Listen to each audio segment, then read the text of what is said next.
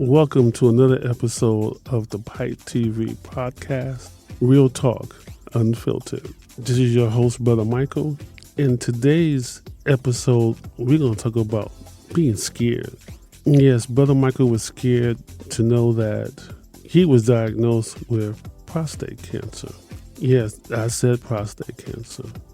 But I caught it early. And the reason why I caught it early, I did my PSA twice a year. Because you need to go to a urologist, gentlemen, and get checked out. Don't think that, hey, I can just go through life and nothing's going to happen to you. Nah, things do happen. I was told that there's nothing that I did for me to cause this to happen. It just does. So when I was told that I had prostate cancer, yes, I froze.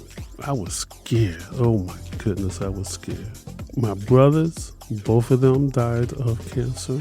My mom, my uncles, even a few friends of mine, they passed of cancer. So of course I was completely scared because I didn't thought that my longevity would still be there. And I was in my 60s when I was told this. Matter of fact, I was told the month of my birthday. But you had to go through the process. Once your PSA gets above 4, you have to go get a biopsy. And getting the biopsy, he had to take snippets, is what they call them, 6 from each side. So that's 12 snippets. And then 2 weeks later, when I got the result, bam, you have prostate cancer. You hear the silence? That's how I was at that time on February 21st in 2023. But then he came back and he ensured me that my longevity will still be intact. Because my thinking is radiation, seeds, and all the things and cutting it out and everything else. I was more concerned about my quality of life. So he came back and said, well, Mr. Cox, I have a couple of other treatments that could benefit you. And I said, well, what are they? And he said that they were something called focal therapy. Let me repeat that. Focal therapy.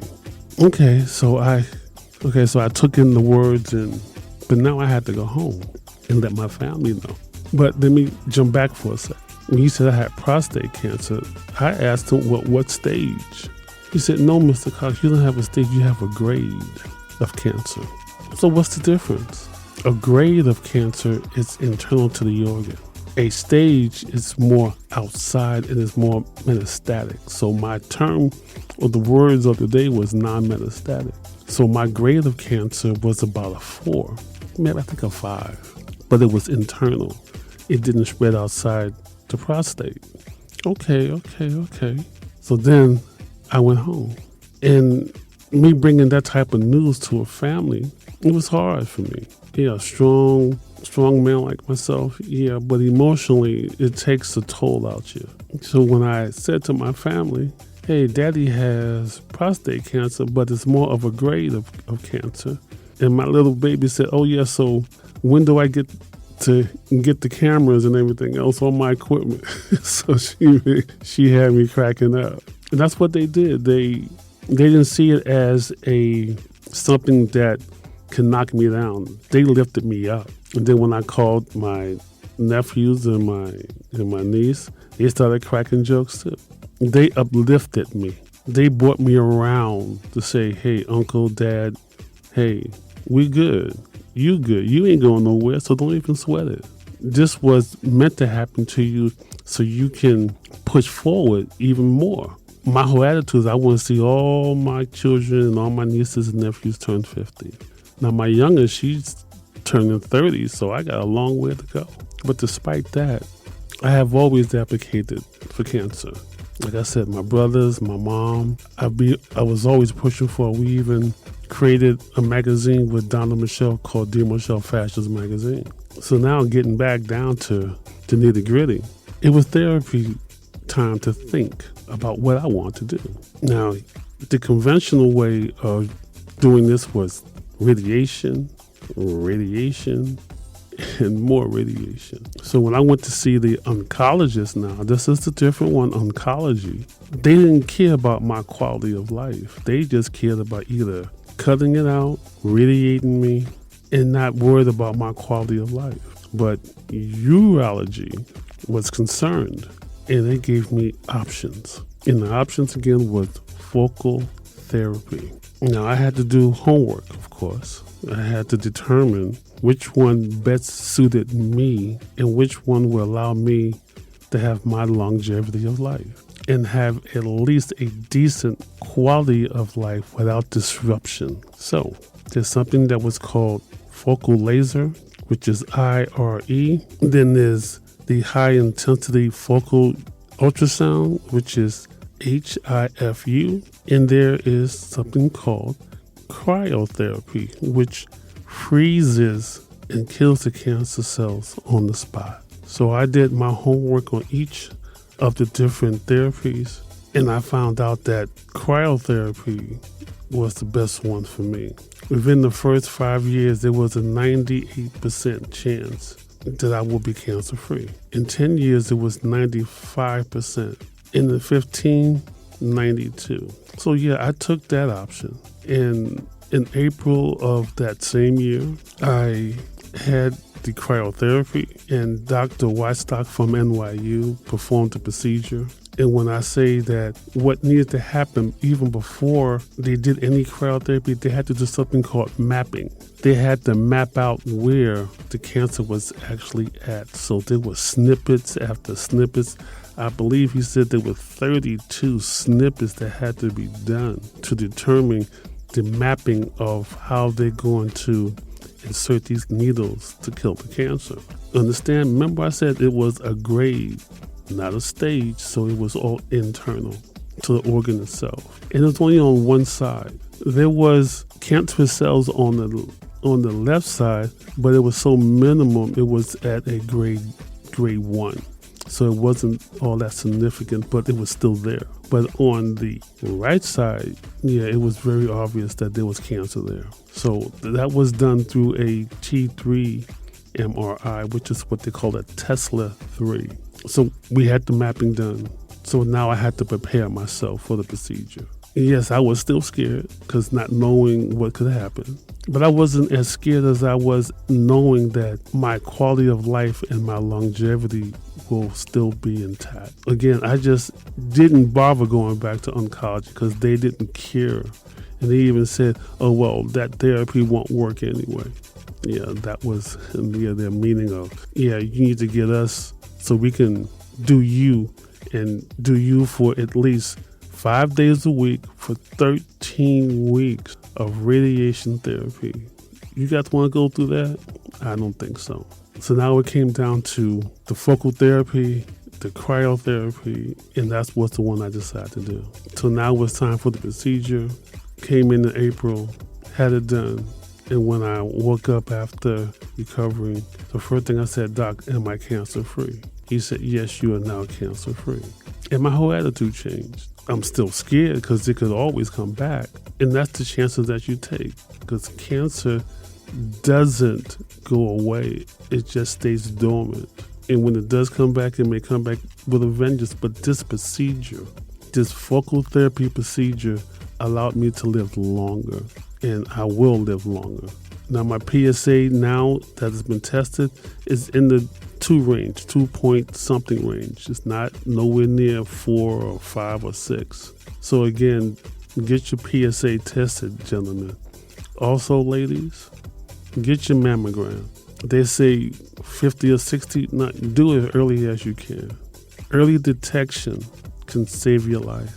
It saved mine because I monitor it for years. And once I seen it go up over 4, I knew something was wrong. But I stayed on top of it, and I'm still on top of it now. I just had my last MRI done, and this year, officially again, I am completely cancer-free. Again, every therapy does have side effects, but which would you rather have? What you was diagnosed with, or maybe that little side effect that doesn't really do much? Just stay focused and stay determined to live, to see your children, your grandchildren, your nieces, your grandnieces, your wife, your husband, whoever you are with. You want to be around for them. That is the whole attitude that I took. I want to be around for everyone that I know that I could be around to help. And I'm helping now. Don't let anything go unchecked in life. Look forward to that next smile that you see down the street. Look forward to that person that you don't even know that you can make smile. Cancer is not a death wish. Any disease is not a death wish, but it can have you pause for a moment, which is what it did to me. I paused. I got scared. It wasn't a roller coaster ride, but yes, I did get scared and it did frighten me, but I'm better for it now. When someone says, oh yeah, I've been advocating for cancer for years. Yes, I have been. And it was even before I had cancer, because it was determined that any disease that you get, you need to have support. It was in my family, so I know. Hypertension, my father had it, an enlarged heart. There are so many different ailments that we can talk about in this podcast, but this podcast is about my fear of cancer and what it has done to enrich my life, because it has helped me. Because every time I talk about it, I'm pushing forward. I'm not stepping back. That's what cancer did for me. It's pushing me forward, allowing me to breathe, to open up, to see different things that I have not seen. And even if I did see them before, I see them even clearly now. So I'm happy. Still a little bit scared, but at least I'm happy that I'm here. My quality of life is intact. Because in some cases, you would have to wear one of those diapers for the rest of your life. My brother-in-law, which I cherish so much, he was diagnosed years ago. Not with the type of technology that we have now, but he was diagnosed years ago. So they gave him seeds. So he was radiating all the time. And by my understanding, that was the worst thing they could have done. The worst thing they could have done. Because when it came back as a stage 4. And soon after that, he passed. But again, mine was a grade. So keep in mind now, there's 2 different things about cancer. There's a grade and there's a stage. Of course, the higher the stage, the more severe. The same thing goes with a grade. The higher the grade, the more severe it is. But with the grade, it's internal to the organ. A stage is outside. But the main thing for everyone who's listening is get tested early and often. Whatever test you need to take, go take it if it's with a urologist or with your OBGYN for the ladies. Go get tested no matter what. And live. Enjoy yourself. That's what we all want to do. Yes, tomorrow's not promised to anybody, but when you wake up, at least you know you have a chance. So get out there and enjoy yourselves. Do what you need to do. If you say something to a pretty young lady and she gives you attitude, take it. At least you said it. That's what the key is. But don't be harsh now. Just say it with respect. And you might get a smile out of someone. If someone's walking down and you see that, oh, okay, that's a nice dress. Or you got your hairstyle, or you see that gentleman, oh, he's walking with confidence. Say something. Don't hold back.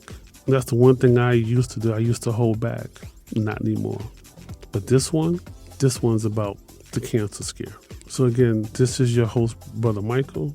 I am a prostate cancer survivor. And I'm going to continue to live my life and move forward. So everyone you enjoy, you can follow this podcast on the Pipe TV podcast, which is on Facebook. It will be on Instagram shortly. But for right now, this is your host, Brother Michael. Real talk, unfiltered. You enjoy now. Until the next time we meet. Later.